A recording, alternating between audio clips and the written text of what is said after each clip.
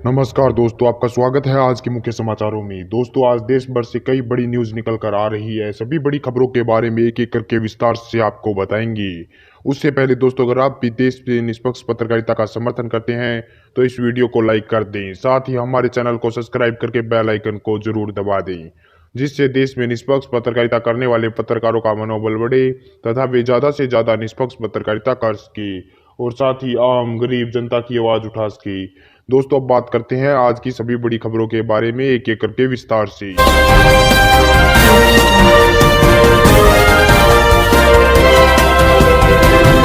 उत्तर प्रदेश में 69,000 शिक्षक भर्ती घोटाले में बीजेपी नेता का नाम आया सामने। एसटीएफ ने वांटेड किया घोषित। जी हां दोस्तों, आपको बता दें कि इस समय की ये सबसे बड़ी खबर सामने निकल कर आ रही है कि उत्तर प्रदेश के प्राइमरी स्कूलों में सहायक अध्यापकों की 69,000 पदों पर भर्ती के घोटाले के मामले में बीजेपी नेता का सामने आया है। जी हां दोस्तों, आपको बता दें कि पूरे मामले की जांच कर रही स्पेशल टास्क फोर्स ने बीजेपी नेता चंद्रमान सिंह यादव को नामजद करते हुए वांटेड घोषित कर दिया है।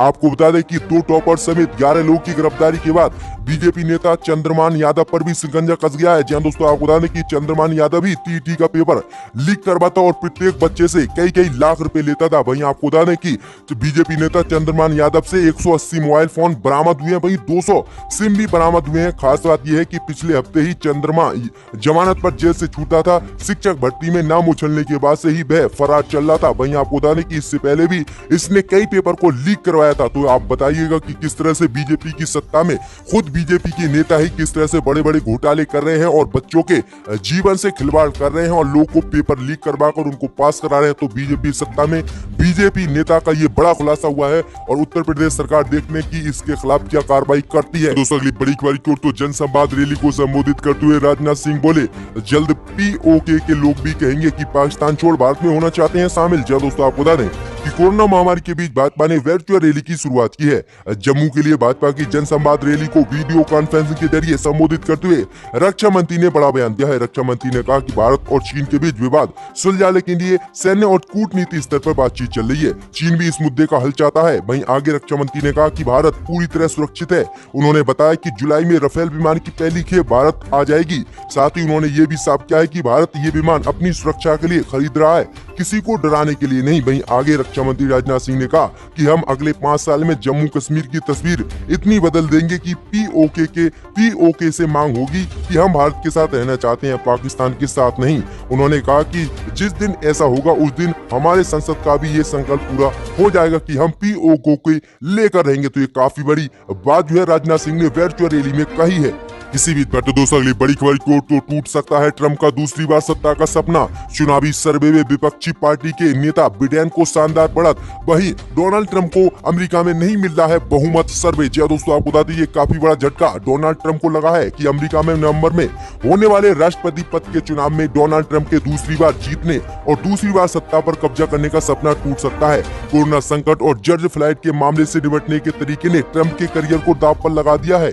यहाँ चुनाव को लेकर किए गए 3 बड़े सर्वे में ट्रंप की हार हो रही है और जबकि विरोधी उम्मीदवार बिडेन काफी अच्छे बढ़त बनाए हुए हैं। जी दोस्तों, आपको बता दें कि ये सर्वे अमेरिका में किए गए हैं कि नवंबर में चुनाव में जो है डोनाल्ड ट्रंप को पूर्ण बहुमत अमेरिका में नहीं मिल रहा है और डोनाल्ड ट्रंप बुरी तरह से अमेरिका में हार रहे हैं। तो ये काफी बड़ी खबर सामने निकल कर आ रही कि दोबारा जो डोनाल्ड ट्रंप का सत्ता कब्जाने का सपना था वो टूट सकता है। इसी बीच बढ़ते दोस्तों, अगली बड़ी खबर की ओर तो नागरिकता संशोधन कानून को लेकर नकलों में फिर से हो सकता है विरोध प्रदर्शन। फेसबुक पर पोस्ट डालने वाले को किया गया गिरफ्तार। जी दोस्तों, आपको बता दें कि अमेरिका की तर्ज पर राजधानी लखनऊ में नागरिकता संशोधन कानून के खिलाफ हिंसक प्रदर्शन की साजिश रचने के आरोप में पुलिस ने एक व्यक्ति को गिरफ्तार किया है। गिरफ्तार आरोपी ने 4 जून को फेसबुक पर पोस्ट डालकर CAA के खिलाफ दोबारा से विरोध प्रदर्शन शुरू करने के लिए लोगों को इकट्ठा होने के लिए कहा था। वहीं अपने पोस्ट में उसने अमेरिका में नस्लवाद को लेकर हुई हिंसा का जिक्र करते हुए फिर से भारत में नागरिकता संशोधन कानून के विरोध में प्रदर्शन करने के लिए लोगों को एकजुट होने की अपील की थी, जिसके बाद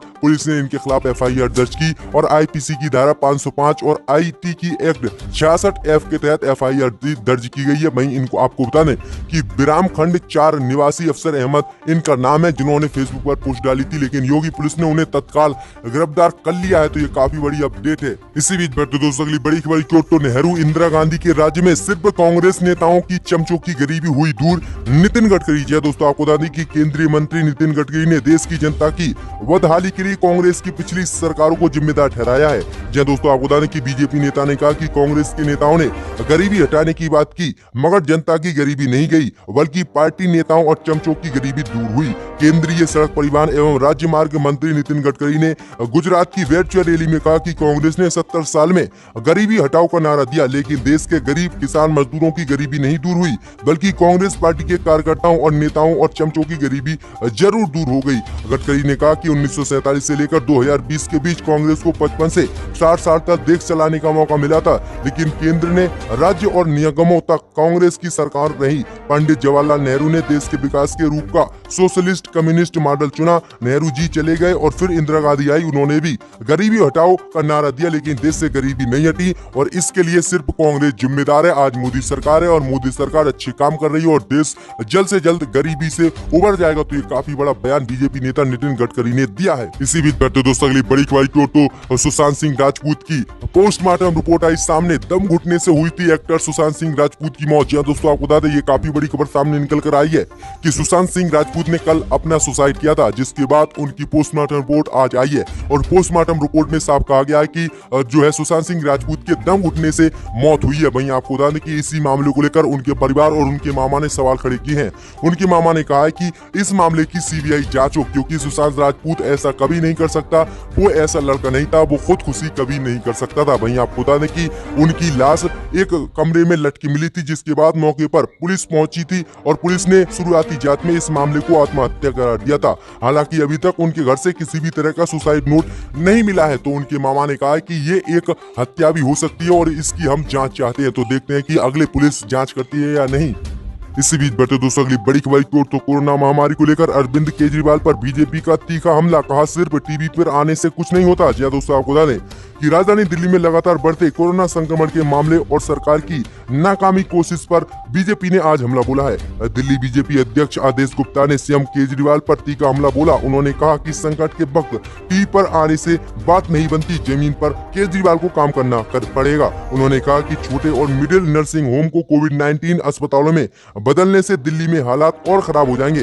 गुप्ता ने कहा कि दिल्ली में अगर वेंटिलेटर्स की संख्या नहीं बढ़ी तो स्थिति काबू से बाहर हो जाएगी। दिल्ली की स्वास्थ्य व्यवस्था पूरी तरह से चरमरा गई है और दिल्ली के मुख्यमंत्री इस चैलेंज को ठीक से हैंडल नहीं कर रहे हैं। वो सिर्फ टीवी पर आते हैं और बकवास करते हैं और चले जाते हैं।